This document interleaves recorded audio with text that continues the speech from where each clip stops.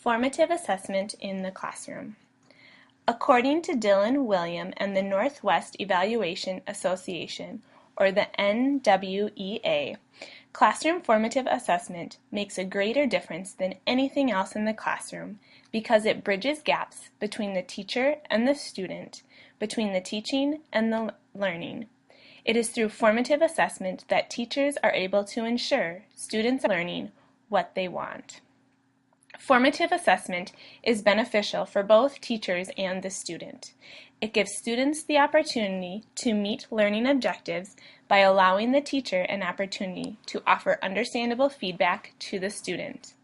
And formative assessment is beneficial for the teacher by giving understanding of how to best shape instruction for the student's benefit. The research questions I will seek to address in my final paper are: what is formative assessment? Formative assessment is any information that reveals the student's understanding. Practical ways that this is often done in the classroom is through questioning, dialogue among peers, sticky notes or whiteboards to collect data from the students, clickers, or other various forms of technology.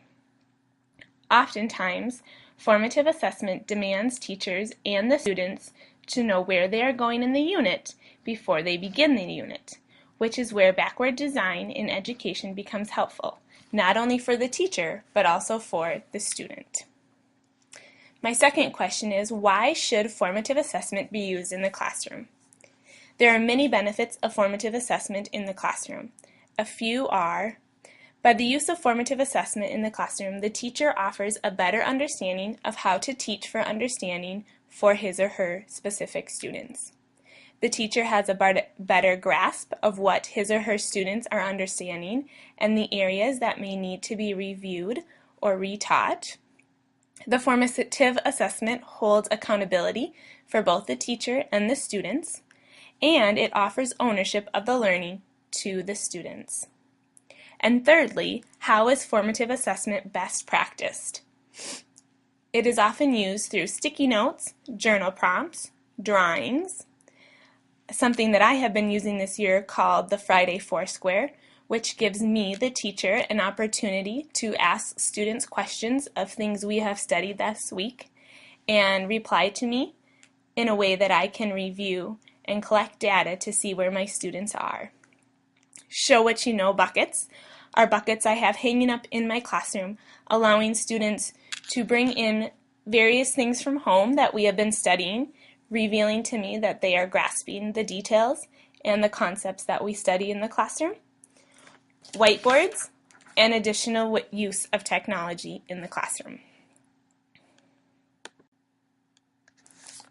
The value of formative assessment to me personally. Formative assessment is important to me because this year I have really tried to use it more in my classroom and experiment various ways that work well for students.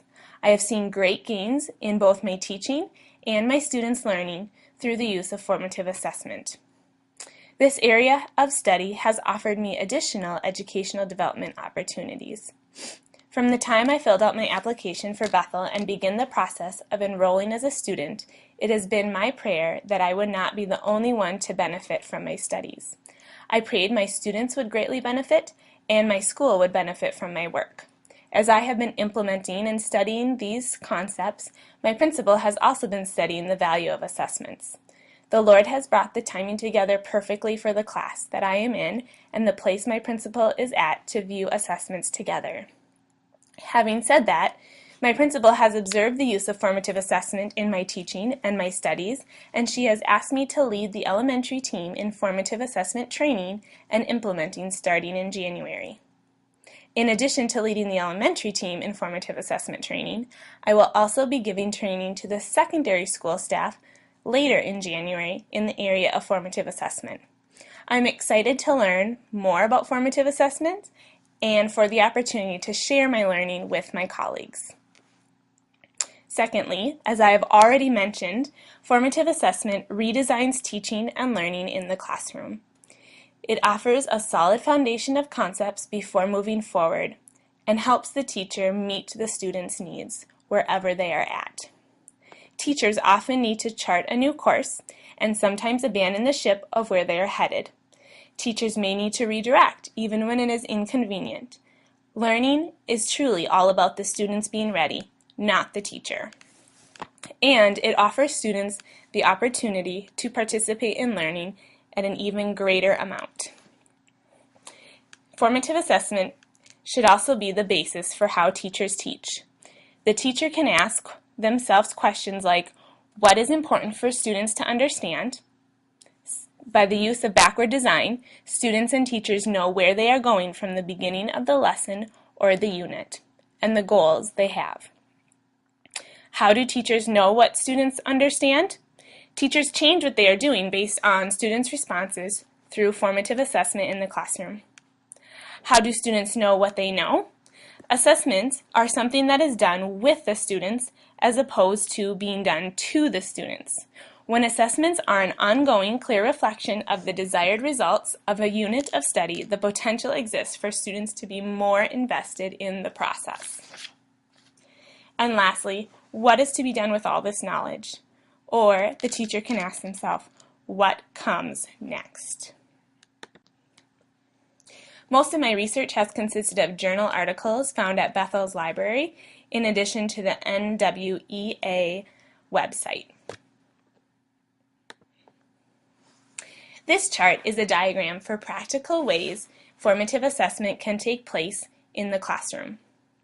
Across the top, you can see three areas: where the learner is going, where the learner is right now, and how to get there. Through the use of, if you look to the left, the teacher, the peer, and the learner. The first section, where the learner is going, is oftentimes led by the teacher, as it is his or her responsibility to clarify, share, and help the student to understand the learning intentions. Secondly, where the learner is right now is the teacher's role by engineering effective discussions, tasks, and activities that give him or her evidence of the learning. But it also involves the peers and the learner by helping them to use one another as resources as they start the learning process and move forward. And lastly, how to get there. The teacher's role is to provide feedback that will move the learners forward, while the students are actively working alongside one another to take ownership of their learning and help one another learn together. And here is a different way of laying it out, the 5 steps of formative assessment. Again, you have the clarifying, sharing, and understanding the learning intentions, which is done by the teacher. Engineering effective classroom discussions, activities, and learning tasks that elicit evidence of learning. Again, this is teacher-led and helps the teacher to take in knowledge the students have. Provide feedback that moves the learning forward is done once again by the teacher for the students to take ownership for their learning. And then the learners take ownership through actively using one another as a resource and taking ownership for their own learning. In addition to that diagram, I have come across 2 key components that I would like to focus on in my final paper. Firstly, the value of a question. And secondly, the feedback that the teacher gives. The value of a teacher's question can often be difficult as teachers try to form excellent essential questions. It can be helpful to form a team of teachers to write valuable questions that get to the aim of the formative assessment you are seeking. Oftentimes, the questions put out to students are too wide and students have no way of knowing what the teacher is seeking. Therefore, questions should be appropriate and well thought out for the age of the student. It should provide specific feedback that the teacher is searching for.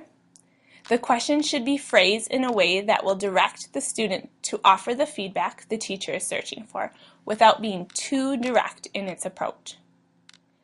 And it should allow for dialogue among peers. Oftentimes it is important for the teachers just to listen.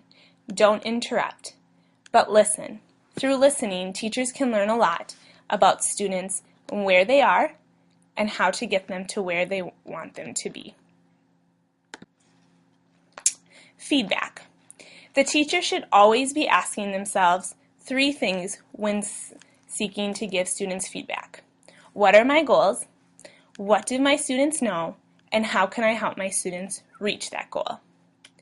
The feedback should always offer students an opportunity to grow and learn. So for the students, feedback is affirmation of what the student can currently do, as well as what they need to do next in order to improve their understanding and move forward.